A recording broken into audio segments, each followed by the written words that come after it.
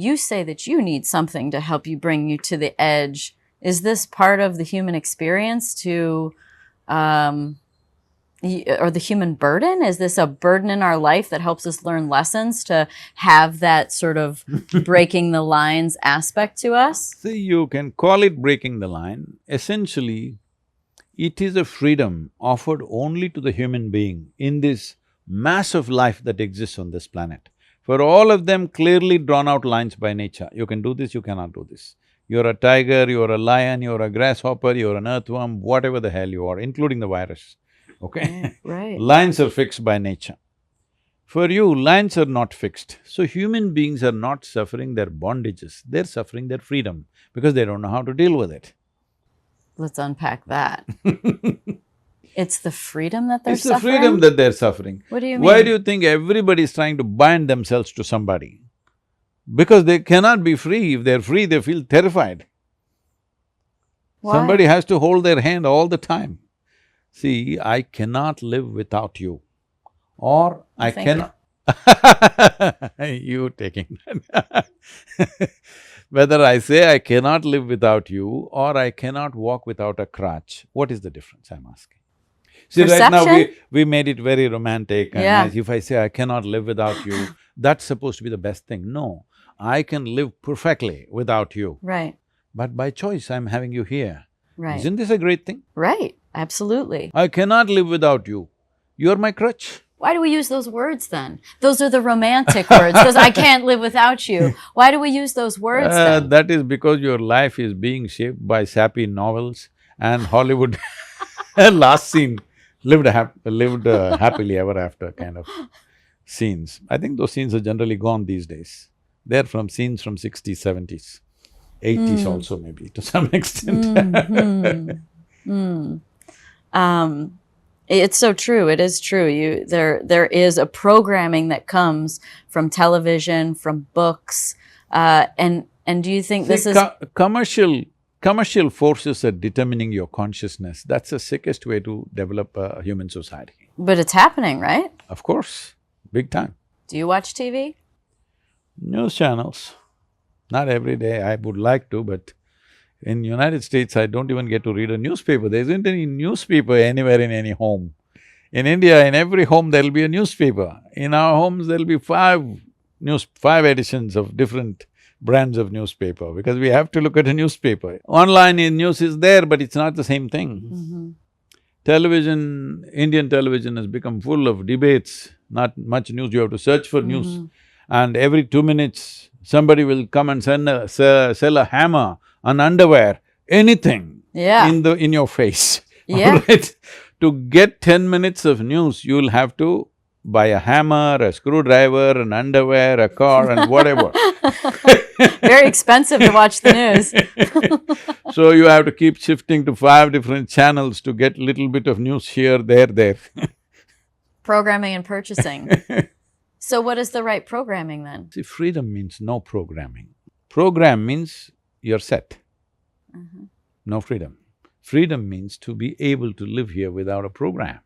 What's the definition of nirvana? Nirvana, before… I know it's a popular word in California, nirvana means non-existence. Are you ready for that? Right. If you want nirvana, you have no programming, essentially then. No, non-existence, that you don't exist. Are you ready for non-existence? People are just using these words picked up from books and scriptures. Right. I've been thinking a lot about abracadabra and how words are spells. And so that feels like, of course, programming that you get from your television or your newspaper. And the words that you say to each other, like, I can't live without you. That's powerful in a good and bad way. When I say I cannot live without you, what is being satisfied within you is your insecurity. Right. That you have hold over me. If I say I can live absolutely joyfully without you, but I'm choosing to have you here, this is valuable. This is the best acknowledgement for who you are. Exactly. I cannot live without you, you could as well be a stick that I hold and walk. So that should be how you address the person that you love then, right? Those should be Yes. the new words are I don't need you, but I'm glad you're here. This is Yes. a joyful experience, but I don't need you. Why That's should… the most loving thing you could say. I understand that. I agree. I agree. I think that of course needing anything is… See, we have raised need above joy, need above love, need above freedom. Needs are everything because it's a market economy. If you don't have needs, what will the economy do? What are they gonna sell? You don't need anything. What do they sell? I'm not good for the economy, they're telling me. Wow. They tell me, Sadhguru, you don't have credit history. I say, isn't it good? I've never taken a loan, isn't it great? Right. They say, no, you have no credit history, you have no value in United States, you must buy something. I say, I don't need anything, why should I buy something? We play into that system. Your book, Karma, and I have been reading a lot about karma, and I've always read a lot about karma, and I'm sure I use it in the wrong context, but in all of the things that I've watched and read and understood within me feels like karma is could be also another word that could be used as perception. Is that accurate? Karma is post-perception. Perception has happened. The residual impact of perception is karma. The residual impact. See, right now, whatever you perceive, Right. all of it may not remain in the conscious plane of who you are.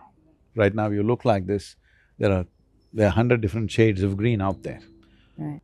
You may not be conscious about it, Right. but all of it has been captured by your eye and registered somewhere within you.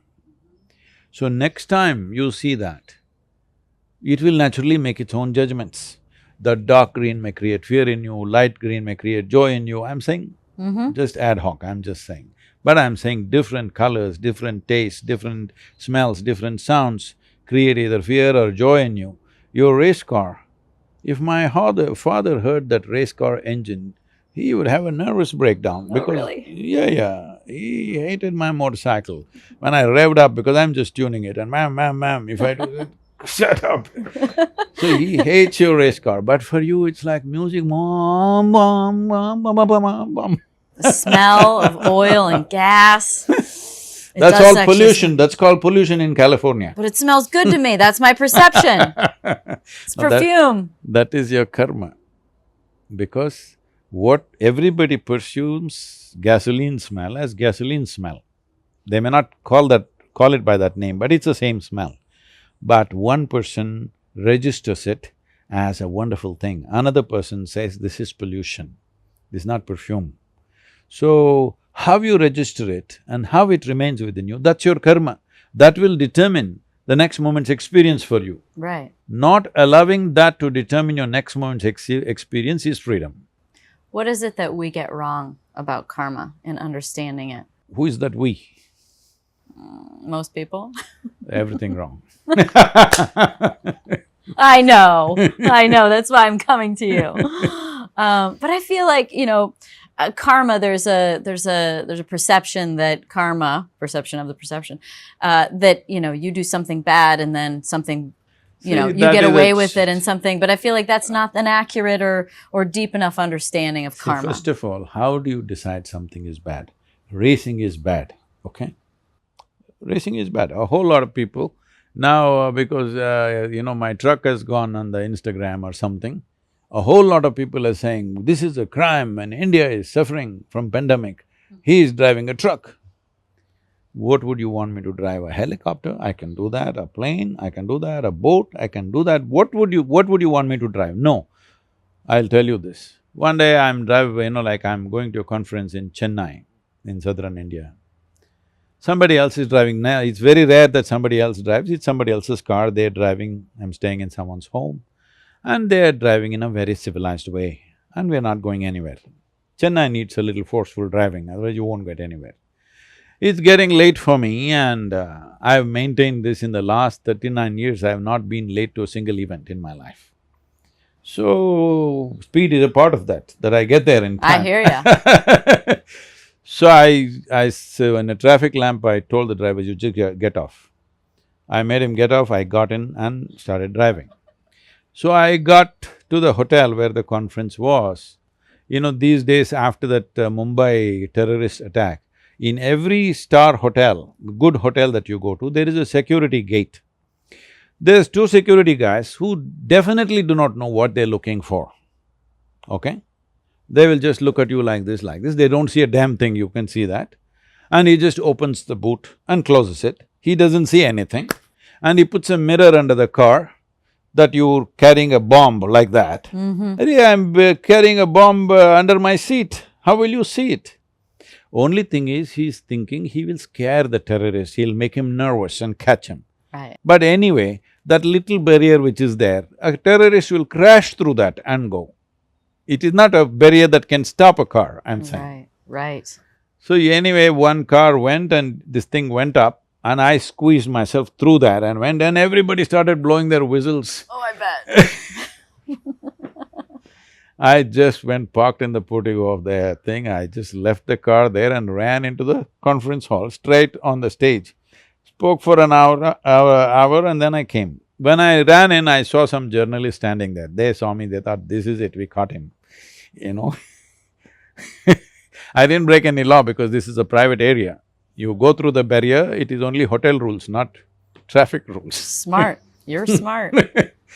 Then when I came out, they asked me, in ancient times, yogis used to walk. Now you drive your own car, what kind of a yogi are you? Then I said, you idiots, in ancient times everybody was walking, not just the yogis. Today everybody is driving, a yogi is also driving and he drives little better, that's all the problem is. And you drive a little better than the average, I'm guessing. I drive well enough to… though from the age of 12 I've been riding and then driving and everything. I've driven across the world, I'm still alive, so I must be driving okay. That's what I say.